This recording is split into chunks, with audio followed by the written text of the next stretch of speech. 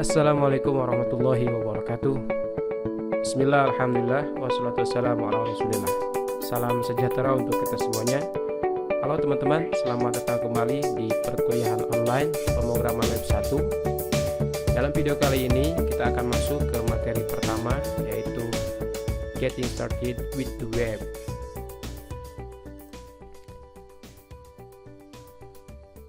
Berikut adalah poin-poin pembahasan dalam video kali ini. Yang pertama, apa yang disebut dengan web, kemudian aplikasi apa saja yang kita butuhkan untuk membangun web, akan seperti apa tampilan dari web kita, bagaimana cara kita berinteraksi dengan file yang akan kita gunakan dalam dokumen web. Selanjutnya, kita akan membahas dasar-dasar dari HTML, dasar-dasar dari CSS dan JavaScript.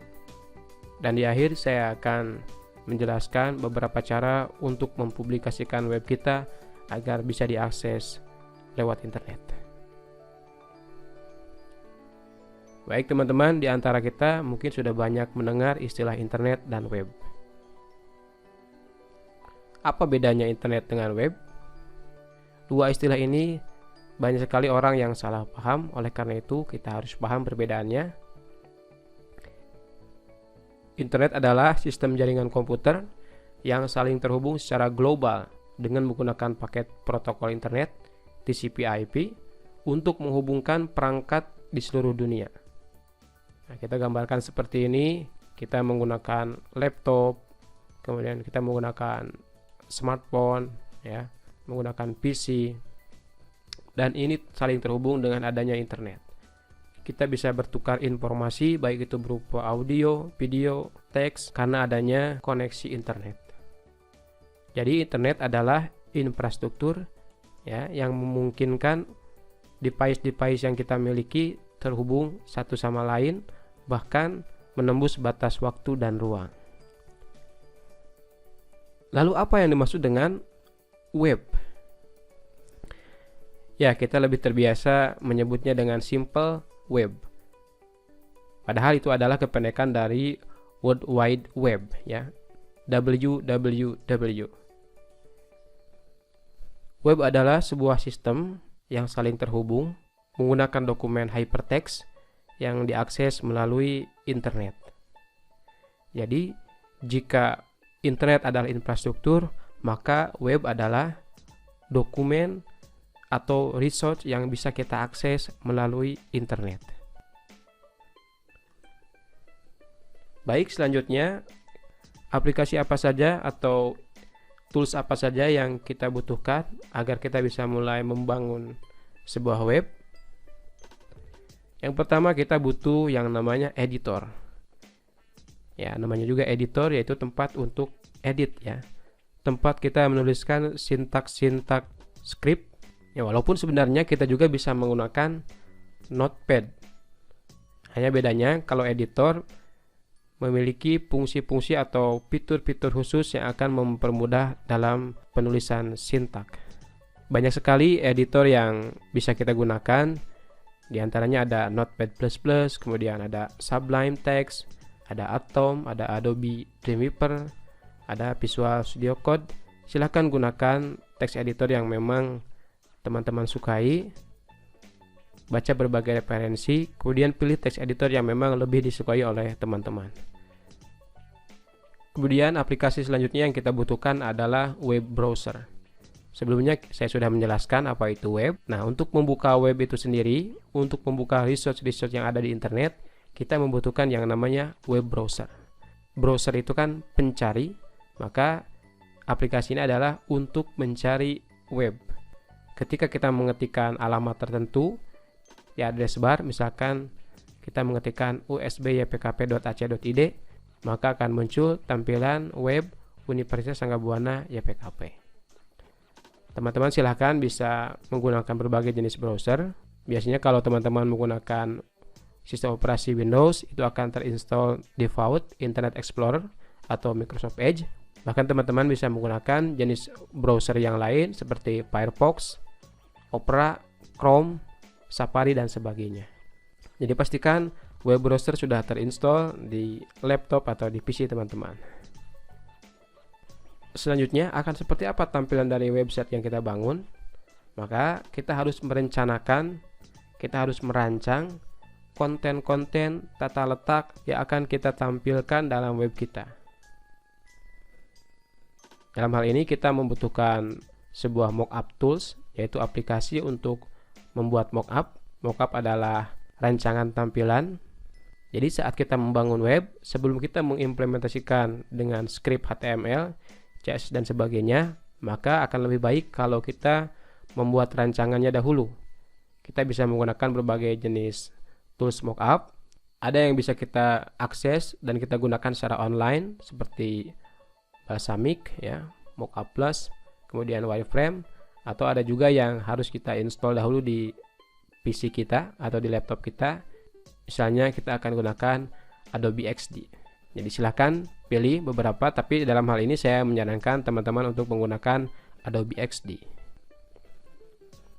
Kemudian dealing with files, yang harus kita pahami adalah web kita akan menggunakan berbagai resource atau file, baik itu berupa audio, video, gambar, dan sebagainya, dan itu akan tersimpan dalam suatu folder, dan ini berkaitan dengan struktur folder dalam web kita.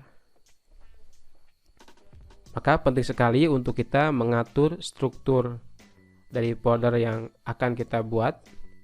Kita harus mengorganisir pembuatan folder, di mana kita menyimpan gambar, di mana kita menyimpan file audio, di mana kita menyimpan file-file lainnya. Maka itu akan berkaitan dengan file path atau lokasi penyimpanan file. Dan ini sangat penting, jangan sampai nanti ketika web kita diakses ada file-file yang tidak bisa dibuka karena kesalahan dalam penyimpanan file.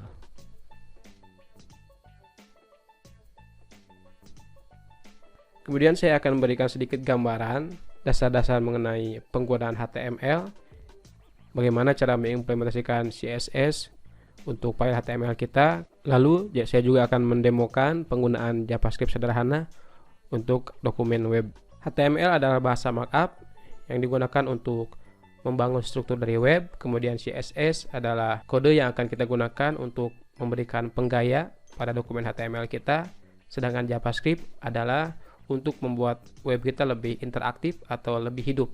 Dalam istilah lain kita sebutnya sebagai behavior. Dan saya akan mendemokan penggunaan dasar HTML, kemudian bagaimana cara mengimplementasikan CSS terhadap dokumen HTML kita, dan saya juga akan mendemokan penggunaan JavaScript sederhana. Silahkan buka browsernya. Pada pengantar perkuliahan saya sudah memberikan tugas pada Anda untuk mengunjungi suatu web, ya, yaitu web3schools.com. Ya. Web ini berisi tutorial pembahasan-pembahasan dasar-dasar dari web development, ya, dimulai dengan mempelajari HTML, CSS, dan sebagainya. Mari kita mulai mengenal apa itu HTML. Saya akan mencontohkan membuat sebuah dokumen HTML sederhana. Nah, di sini ada contohnya, ya. Silahkan buka editor kalian. Saya menggunakan editor Visual Studio Code untuk membuat sebuah dokumen HTML. Jika kita lihat dalam contoh dokumen ini terdapat beberapa tag atau penanda. Kita bisa melihat doc type, kemudian HTML, ya. Ada tag pembuka dan tag penutup, kemudian ada bagian head, pembuka dan penutup. Kemudian di dalam bagian head itu terdapat title, ya, atau judul. Selanjutnya setelah head kita menemukan adanya body, pembuka penutup. Nah, kemudian dalam body itu ada penanda-penanda lain, ya, seperti ini. Ada H1, kemudian ada P. Saya akan copy saja script HTML ini ke kode editor saya. Di sini saya menggunakan editor Visual Studio Code. Saya akan menjelaskan contoh sederhana yang saya dapatkan dari web w3schools.com. Nah, di bagian paling atas kita menemukan doctype HTML. Doctype itu adalah penanda dari tipe dokumen HTML yang kita gunakan. Jika kita menemukan seperti ini, tandanya kita sedang menggunakan HTML versi 5. Perlu diketahui teman-teman, karena HTML itu terus berkembang dan terakhir sekarang HTML sudah ada di versi HTML 5. Maka sebelumnya ada HTML 4, 3, 2 dan sebagainya. Itu punya tipe dokumen yang berbeda-beda. Untuk tipe-tipe dokumen HTML, teman-teman bisa cek di www.w3schools.com. Kemudian pilih menu HTML Introduction. Nah, kita bisa lihat di bawah. Nah, ini ya, ada HTML History. Nah, itu dimulai dari tahun 89 ya sampai terakhir tahun 2017. HTML itu sudah masuk ke versi HTML 5.2 ya. Jadi intinya kita sedang berada di fase HTML 5. Nah, penandanya adalah penggunaan tipe dokumen HTML seperti ini ya, doctype HTML.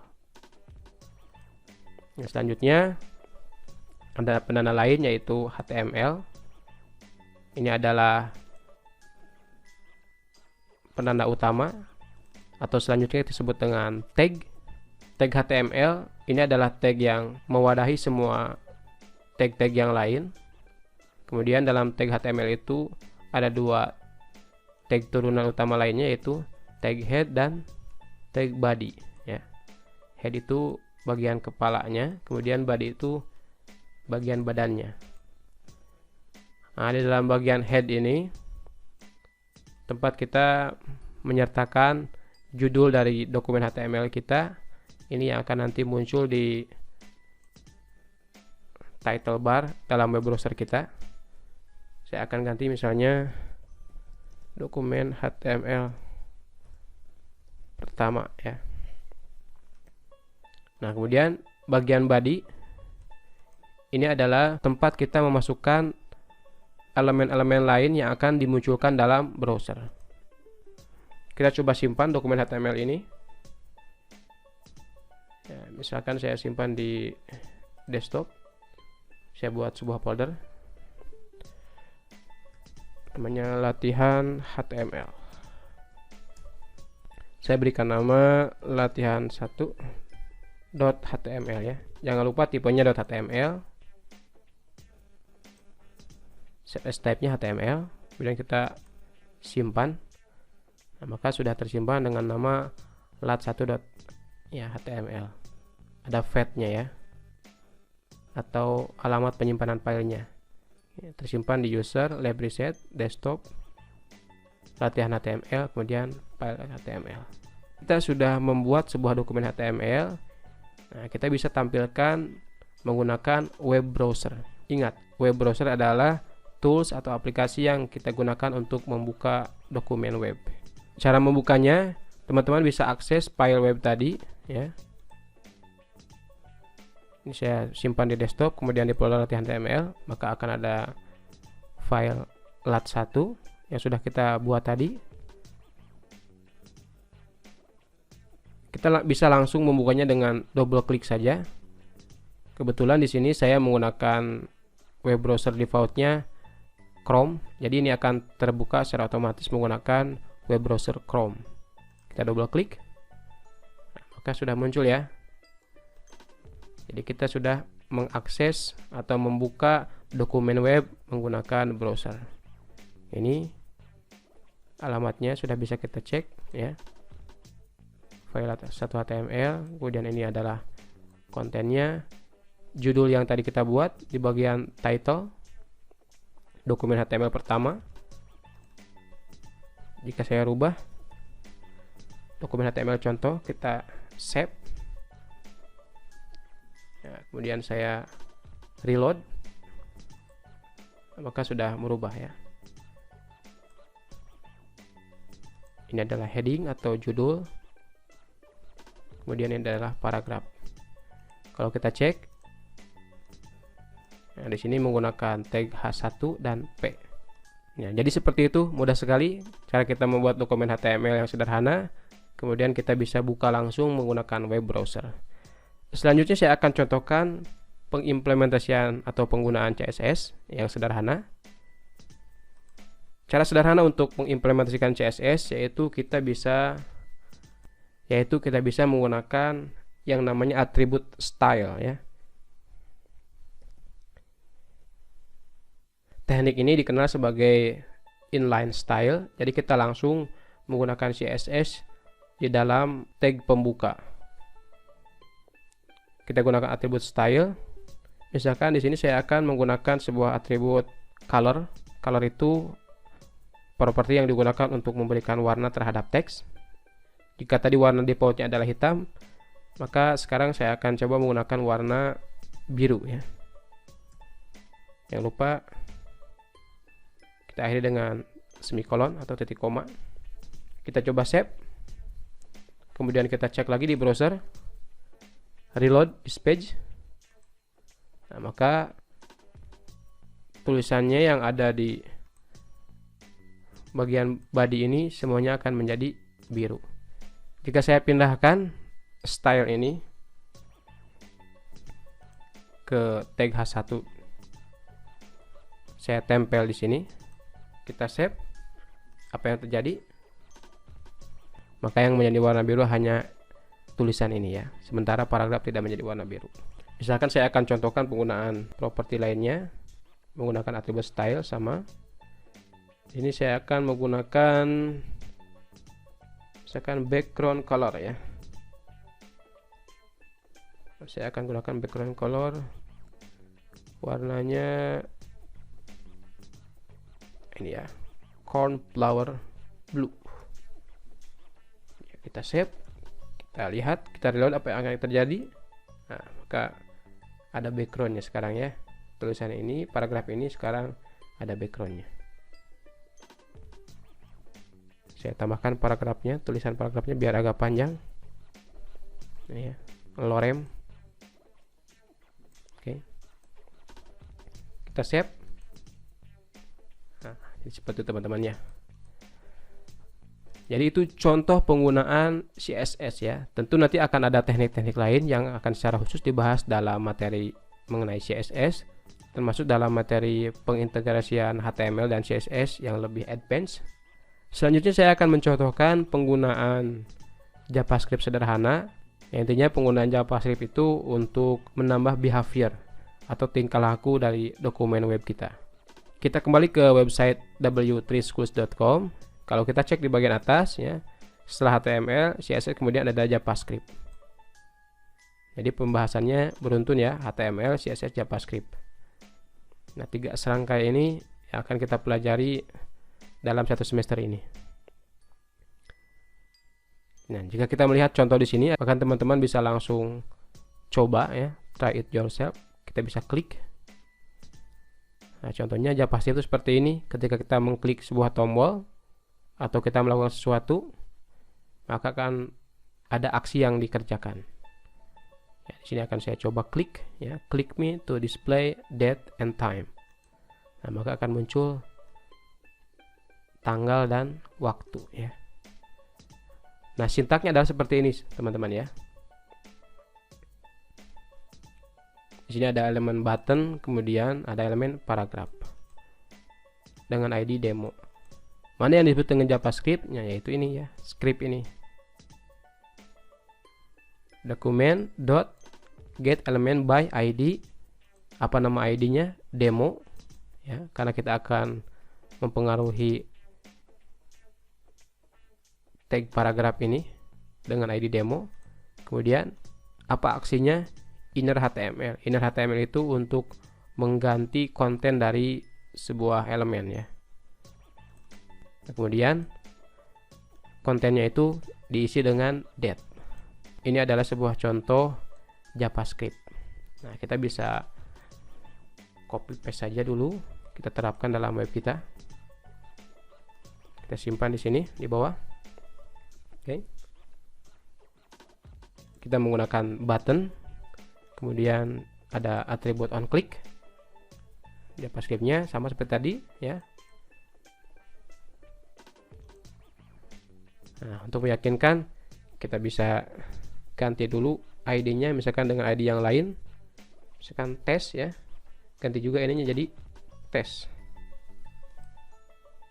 Nah, sebenarnya ini kan awalnya kosong ya, tapi bisa juga kita isi dahulu. Teks awal seperti ini ya. Ya, kita save. Kita buka browser, kemudian kita reload lagi halaman latihan 1.html ini. Maka muncul seperti ini juga ya. Nah, ini teks awalnya, kemudian muncul juga tadi buttonnya. Ketika saya klik button ini, maka apa yang terjadi? Nah, teks awal tadi diganti ya dengan date and time. Nah, itu teman-teman ya, untuk contoh sederhana bagaimana membuat dokumen HTML, kemudian bagaimana cara mengimplementasikan CSS sederhana, termasuk cara menerapkan JavaScript sederhana untuk dokumen web kita. Tentunya ini masih sangat panjang pembahasannya. Mudah-mudahan teman-teman tertarik dengan pembahasan ini dan lebih semangat lagi untuk mengeksplorasi pengetahuan teman-teman mengenai web development atau pemrograman web ini. Selanjutnya, jika kita sudah membangun atau merancang sebuah tampilan web, lalu bagaimana cara kita mempublikasikan web kita agar bisa diakses di internet? Ya, put it all online so people can find it. Ada beberapa opsi teman-teman. Yang pertama, kita bisa membeli hosting dan domain dari website-website penyedia layanan hosting. Kemudian kita juga bisa menggunakan cara yang lain, yaitu menggunakan online tool seperti GitHub atau Google App Engine. Atau teman-teman bisa menggunakan IDE atau tools yang berbasis web seperti Glitch. Cara publikasi dari website ini kita akan bahas pada saat studi kasus. Jadi simak video perkuliahan ini sampai selesai, jangan sampai terlewatkan. Terima kasih atas perhatiannya, sampai jumpa di video berikutnya. Wassalamualaikum warahmatullahi wabarakatuh.